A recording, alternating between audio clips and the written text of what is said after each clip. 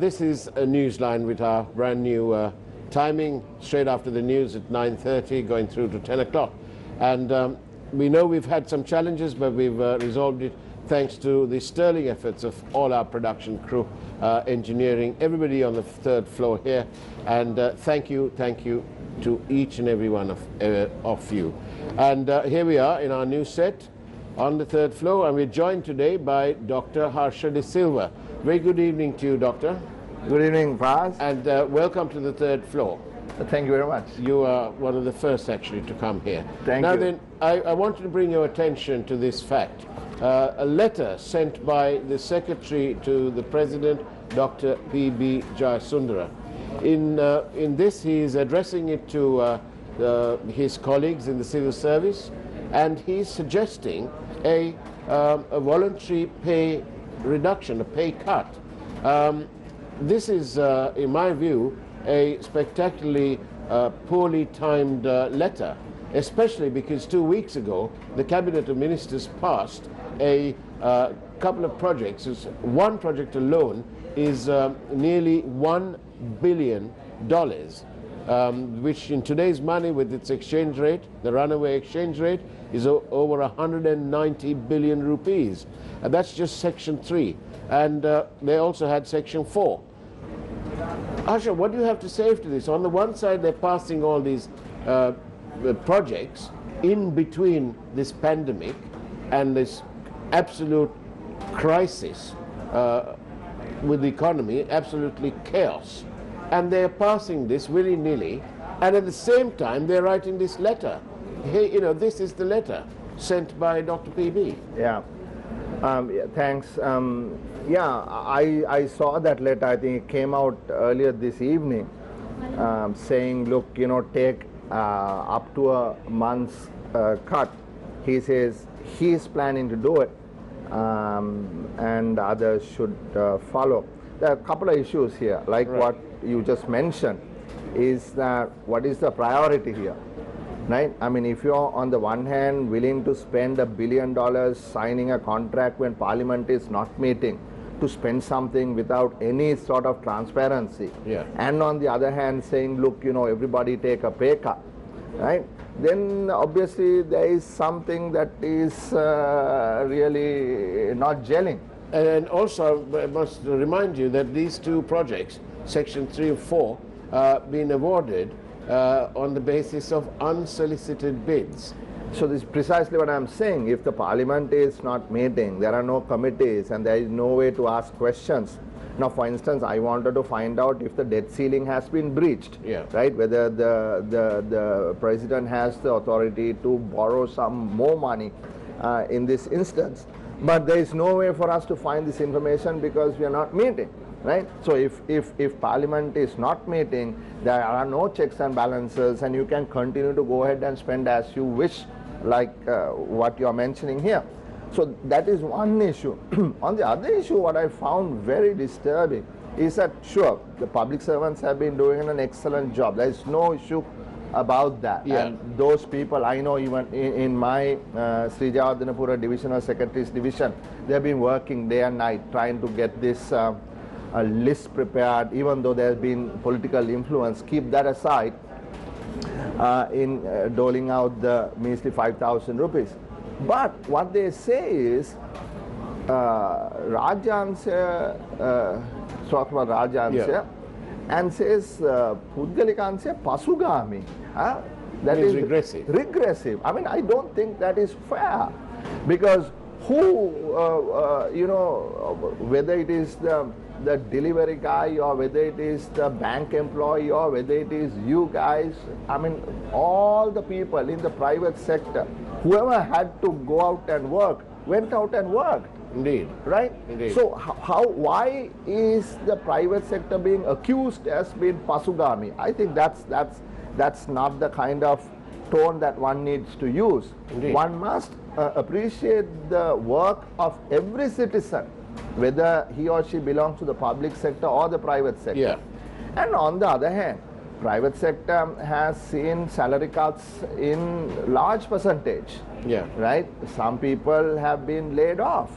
And some people have been told, you go home and we will tell you when you can come back to work. So the private sector has taken a toll. So I think that difference also needs to be made, that it is not just one group of people, but all people. Indeed. When called to act, they have come forward. Now, Dr. Harsha, there is a report which is based on the Sri Lanka Labour Force Survey. These are government figures, the annual report for 2018, released by an arm of the central bank. Yeah.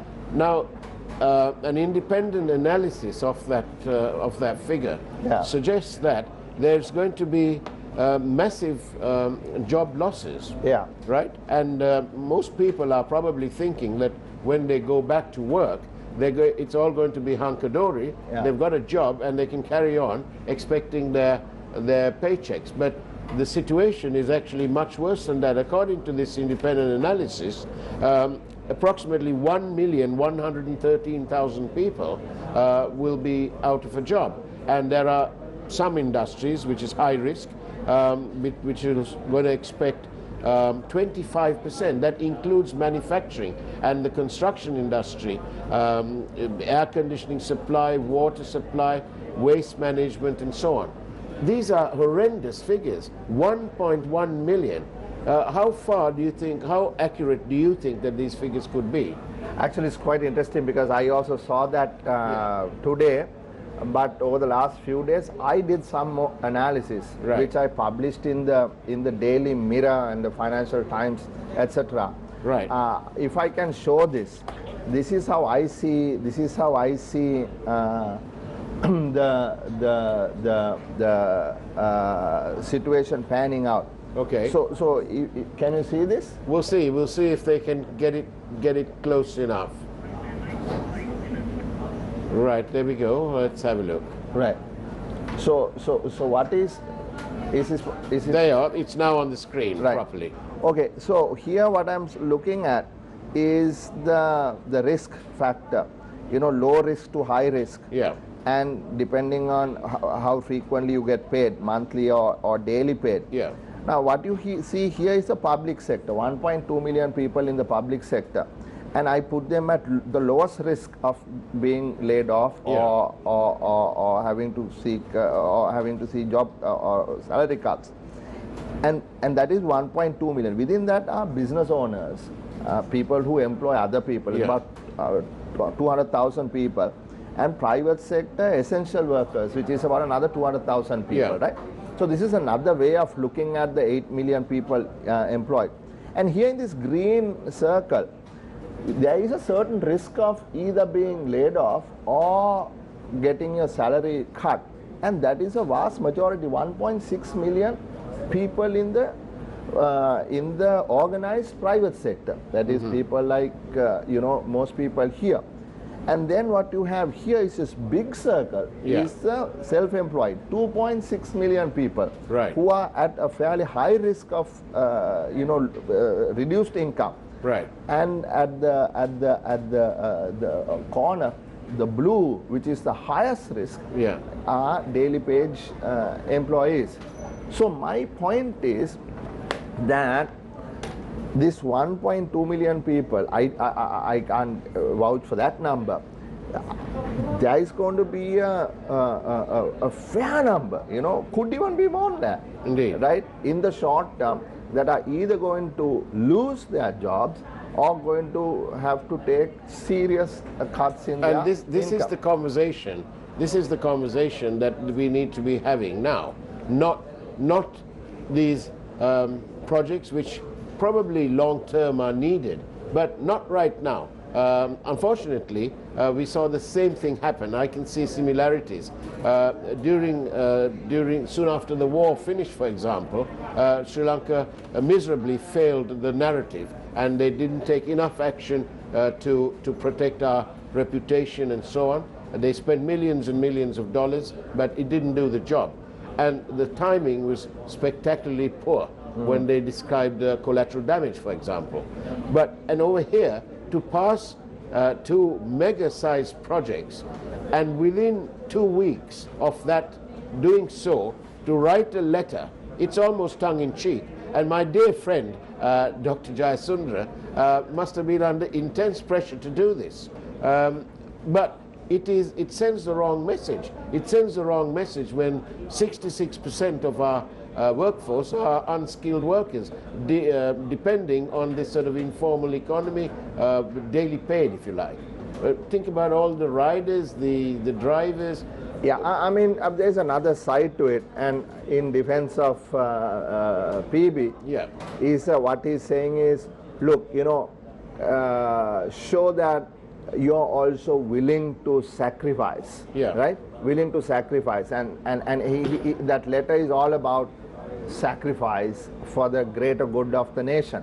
So what he's saying is, look, you guys have been getting paid, you know, continuously, and therefore, why can't you take a month's cut if it is possible? Indeed. So it is really not the fact that he is asking the public sector also to try and, you know, give up something. Yeah. But like you said, while doing these other things, spending this kind of money, then in that context, whether this is appropriate, it doesn't is the gel. question. Yeah. It simply doesn't gel. It's quite all right to ask somebody to consider making a donation, because that's what it is.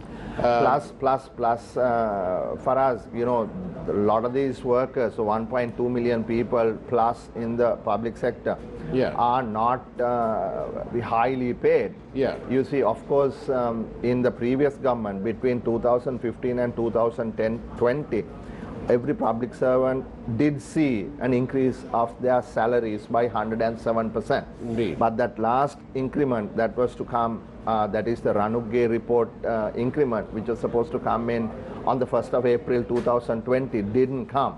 So there would have been some sort of adjustment. But if you think about it, a teacher in 2015, if I'm not mistaken, was getting paid about 17,000 rupees. Right? And it went up to about 35,000 rupees at the end of 2019. So with 35,000 rupees, if you are being told take the cut, right, yeah, and not be paid for a month, then considering the expenses that they have, and given that if say some teachers have private you know, income, private tuition and all that, if that is also not there, right, then certainly it is not going to be easy, yeah, for the vast majority of the public sector workers, yeah, to take this cut. Now then, thank you for the questions from loyal and wonderful viewers here who put up with our several changes in timings and so on, and locations too. Somebody says it's lovely. Thank you very much. Indeed it is. Now then, the questions by SMS, please, or by WhatsApp to 0772 300 305. Prefer it by SMS. And the questions have started, actually. Now then, here's one question from somebody claiming to be in Colombo. If Dr. Harsha was in government, would he have handled this differently? If so, how? You see, there are three things one needs to do, in my view. First thing is make sure that people are able to survive. One is to, you know, flatten the curve. That's the health issue. But flatten the economic, you know, the difficulty curve. You know, how much can one person manage? You know, what is the limit at which he or she breaks? You know, how much can a family go without being, you know, getting a salary or a monthly income? So first thing, the government is responsible. I say it is responsible. The government's responsibility in an unprecedented situation like this to change the laws, amend the laws, bring in new laws, and make sure, yeah, that there is sufficient money to ensure that the 5.25 million households in this country are able to make ends meet. They are able to put food on the table. They are able to bring the medicine for their... This is all very good, and I love what I'm hearing. Yeah. But one thing, you guys are all at sea. There's no leadership. That's another story. It was a hypothetical question you asked. If we were in office, what we would do. So that is the first thing, to look after the family. Right. Second thing is to make sure, like, look at the industries that have seen tremendous, instability, or complete fall.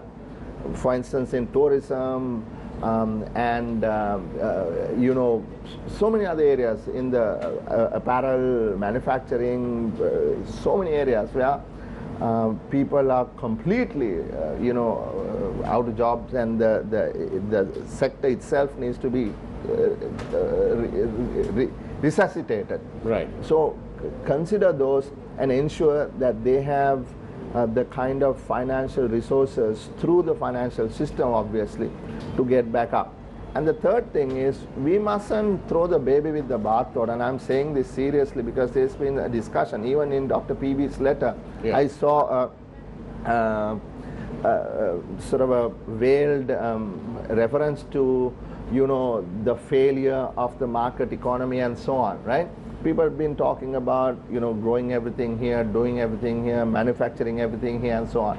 So that, Faraz, when the tsunami came, for a while people didn't go to sea. Right.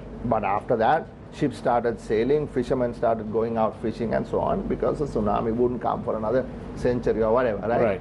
So yes, coronavirus has come, but that doesn't mean we just, burn the bridges that we have built. Are you saying that we need to start living with it?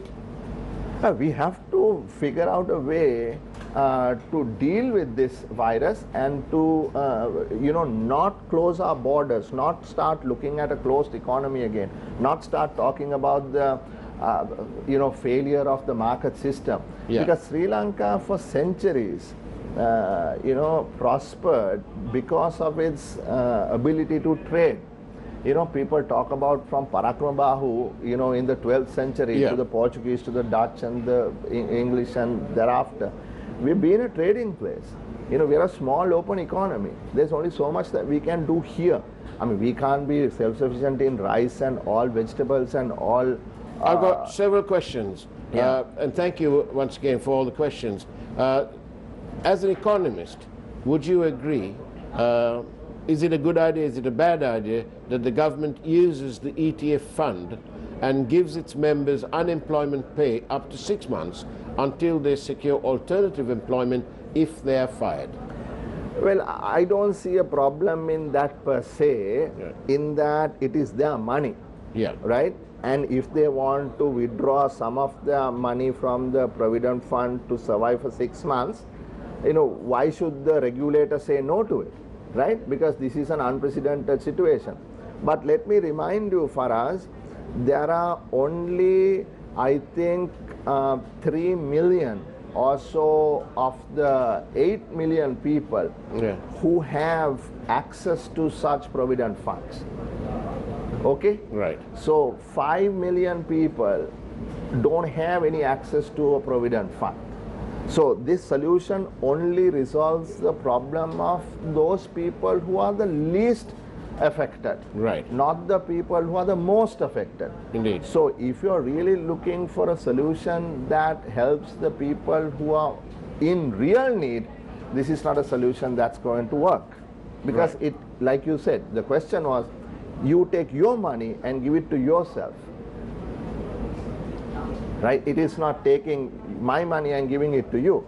I'm taking my money and giving it to myself, which I can't take under the law. But even to do that, you have to reconvene Parliament, because the EPF Act has to be changed through an Act of Parliament. As long as the Parliament is out of bounds to MPs, nothing can be done, because the President has absolutely no authority to change the EPF Act that Ilangaratna brought in 1958. Right. It has to be done in Parliament. So this is the issue that we are talking about, and what I said at the beginning, that we should have the ability to amend laws, bring in new laws to deal with the financial issues that are now witnessed because of the coronavirus. Doctor, what are your thoughts on low focus being given to experts by all governments. What, do you want to have more experts? I mean, unless you have expert opinion, you know, people can't be just trying out new things in a situation like this. I was just reading about the global debt issue, right? Yeah. Now, interestingly, what they're saying is flatten the debt curve. You know, like the flattening the corona curve. You have to flatten the debt curve. Yeah. Because what's going to happen is globally countries are going to be in such amount of distress that the meltdown could be far worse than what we have ever seen in our lifetime. Indeed. Or more. So now if the discourse is around learning from the past, they're talking about what happened in the global financial crisis in 2007-8. They're talking about what happened in Mexico or Russia, the ruble crisis in 1998. They're talking about what happened in Latin America in 1989. And what are the lessons that we can learn? People are even talking about the Marshall Fund. They're talking about what happened after the World War. So experts can bring to the table ideas that are not colored by politics, right? And if you are able to see the value of expert opinion for what it is, right, then those can be used either as it is or tempered or customized to the situation at hand. Yes.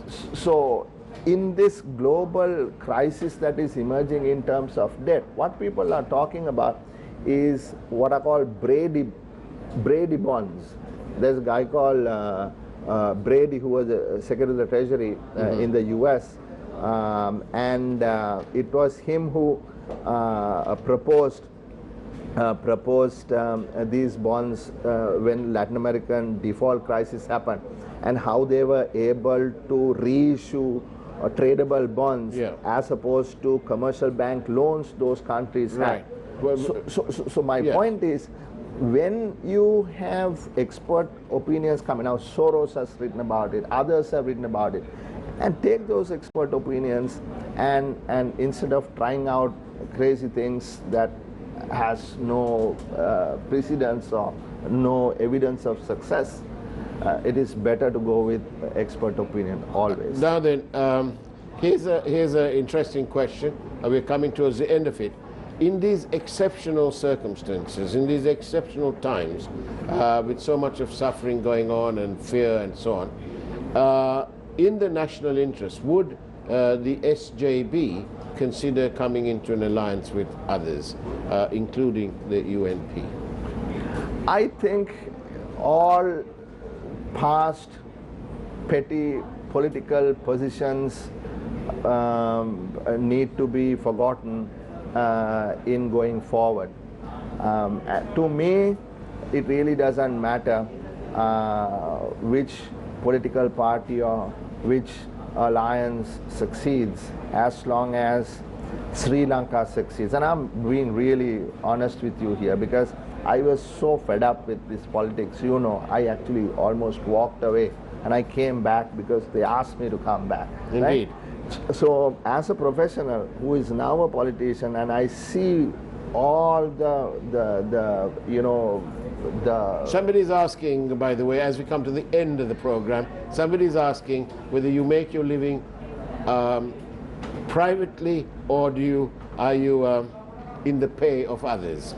I'm not in the pay of anybody. I have always been my own person, and for 45 years before I worked before I came to politics.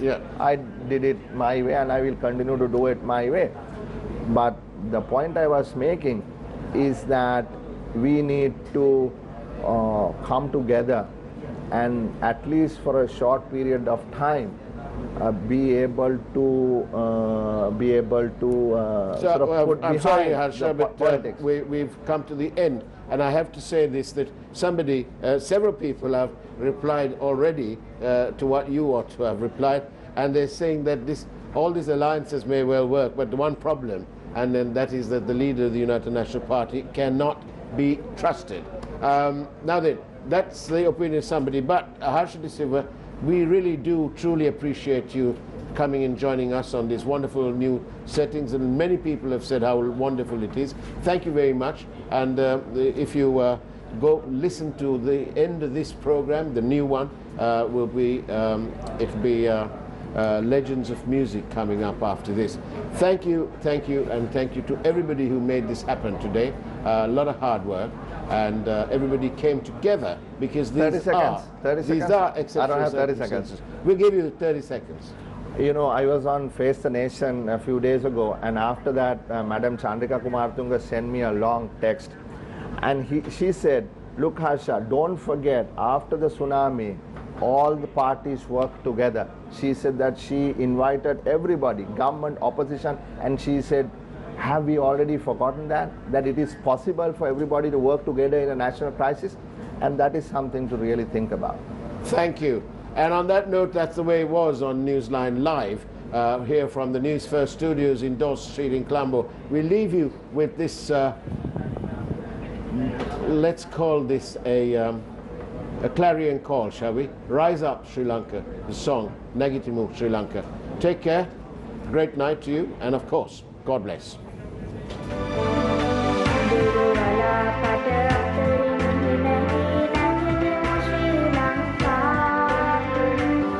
Saka sangka badaka aterin nagitimu Sri Lanka. Idiriyama ekawan nagitimu Sri Lanka. Heta idiwana navalokaya hamuwe nagitimu Sri Lanka. Nagitimu Sri Lanka.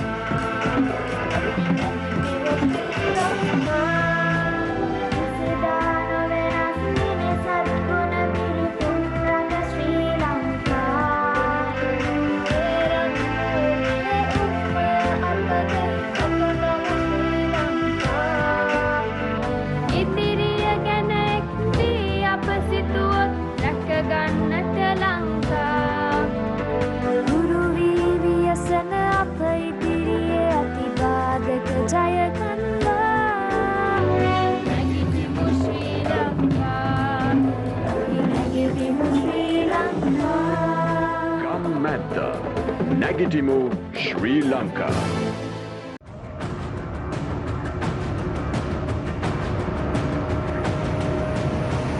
Newsfirst, Newsline with Faraz Shauketaly.